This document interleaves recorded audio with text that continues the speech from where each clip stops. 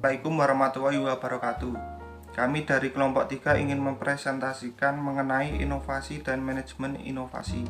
Pertama-tama, izinkan saya untuk memperkenalkan anggota kelompok saya. Yang pertama, saya sendiri, Dadang Hirnowo 1501010097, Lilis Nur Fitria 1801010041, Nurita Ariansi 1801010049, Alicia Patricia 1801010062, Bayu Hermawan 1801010065, Octavia Anggun 1801010068, dan yang terakhir Lutfi Wibowo 1801010076. Oke, di sini ada beberapa hal yang akan dibahas mengenai apa itu inovasi. Yang pertama, dari definisi inovasi. Yang kedua, mengapa inovasi dibutuhkan. Yang ketiga, potensi inovasi di Indonesia. Yang keempat, mengembangkan komponen teknologi. Dan ada juga manajemen inovasi. Yang pertama, kenapa inovasi harus dikelola, cara mengelola inovasi, faktor yang mendorong inovasi. Yang keempat, komponen pembentuk inovasi. Yang kelima, cara memanajemen inovasi. Dan yang keenam, pembelajaran inovasi. Oke, yang pertama akan dijelaskan oleh presenter selanjutnya. Apa itu inovasi? Nah, inovasi di sini merupakan kelanjutan dari penemuan atau invention dan kegiatan penciptaan nilai atau creation of value yang melibatkan peningkatan teknologi. Inovasi juga erat kaitannya dengan kemampuan untuk memahami need atau kebutuhan maupun want atau keinginan konsumen.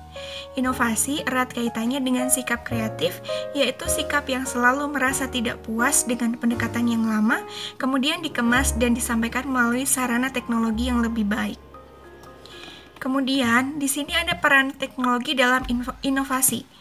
BPPT pada tahun 2011 mendefinisikan teknologi itu sebagai sesuatu yang bermanfaat, yang secara nyata memberikan pengaruh terhadap pembangunan ekonomi. Nah, salah satu indikator yang sering digunakan untuk mengukur peranan teknologi dalam pertumbuhan ekonomi yaitu Total Factor Productivity atau TFP. Kemudian yang kedua ada hubungan inovasi, ipteks, dan entrepreneur. Nah, iptek di sini adalah singkatan dari ilmu, pengetahuan, teknologi, dan seni. Nah, dalam konteks ini, maka inovasi itu sebagai tahapan yang bersifat concurrent dalam proses penciptaan kesejahteraan memiliki 3 tahapan. Tahap utama, sains mendukung terciptanya teknologi. Kemudian tahap yang kedua, agar teknologi bisa menghasilkan nilai tambah, maka teknologi perlu dimanajemen, khususnya manajemen teknologi. Kemudian tahap yang terakhir yaitu manajemen teknologi membutuhkan entrepreneurship agar produk atau jasa bisa diterima pasar, layak seni, dan layak jual. Mengapa inovasi dibutuhkan? Sejarah dari negara-negara maju telah membuktikan pentingnya inovasi. Tingkat inovasi sangatlah berhubungan dengan kemampuan daya saing negara, di mana peran SDM yang berpendidikan kreatif sangat penting dalam menumbuhkan daya saing tersebut. Dan hubungan inovasi dan pertumbuhan bisnis eksponensial.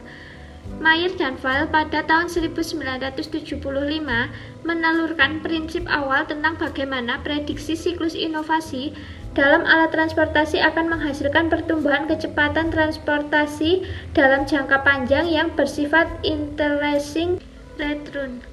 Kemudian peran Triple Helix Plus atau ABGS.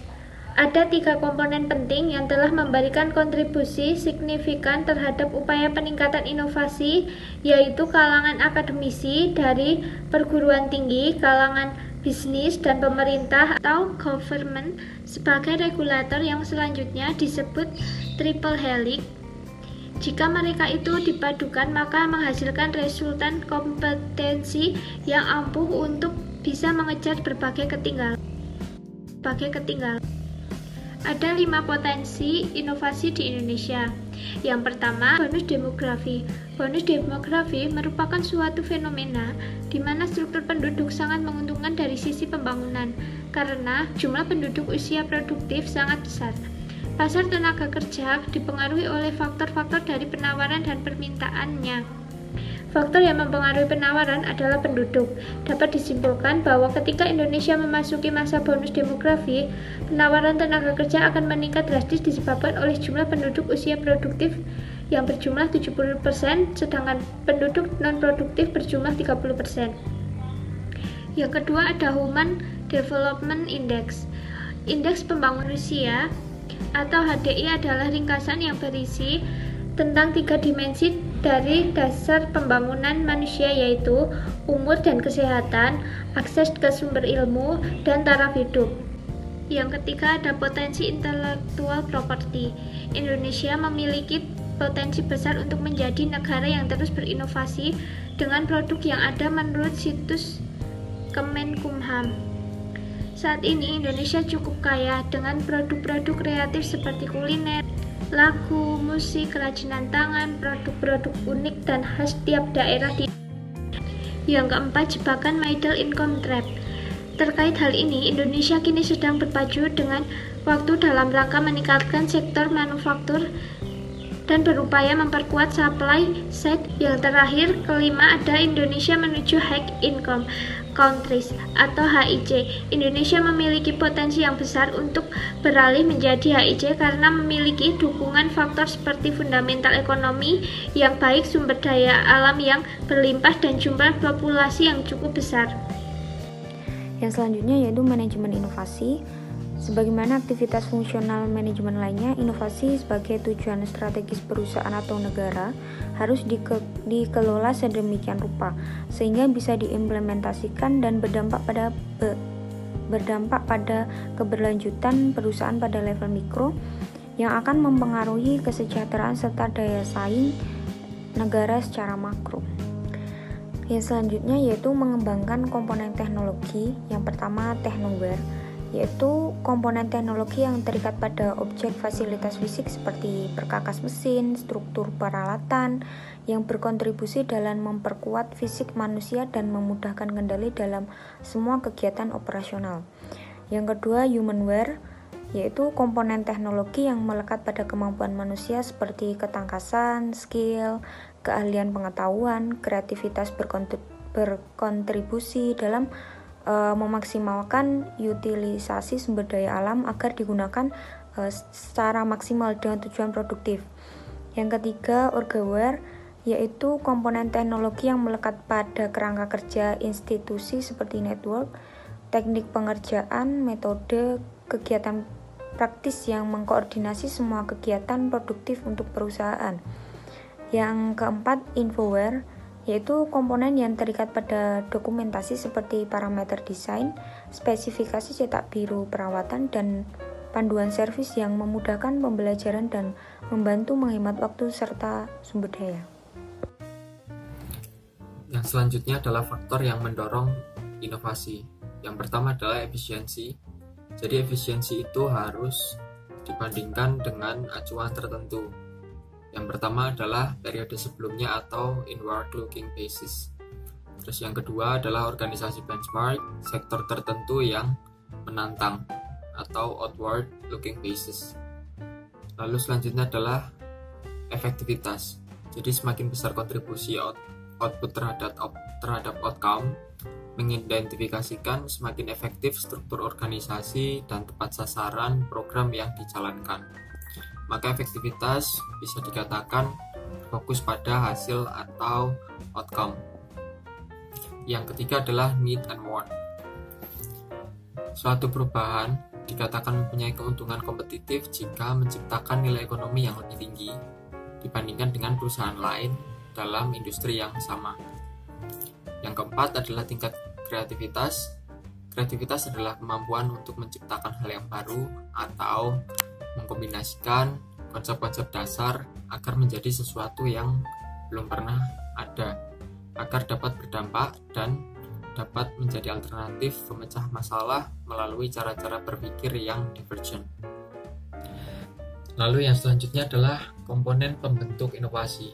Adanya keterikatan dan saling berhubungannya antara sains, teknologi, manajemen, dan entrepreneurship sebagai proses dan serta inovasi sebagai outcome.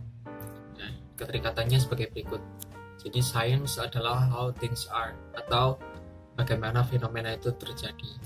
Lalu teknologi adalah how things do atau bagaimana fenomena itu berlaku.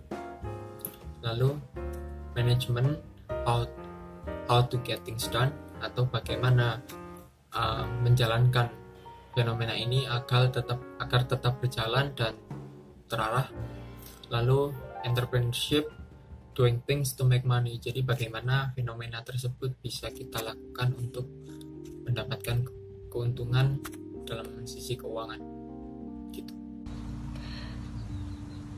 Di sini saya akan melanjutkan cara memanajemen inovasi. Ada 3, yaitu yang pertama Knowledge Management System.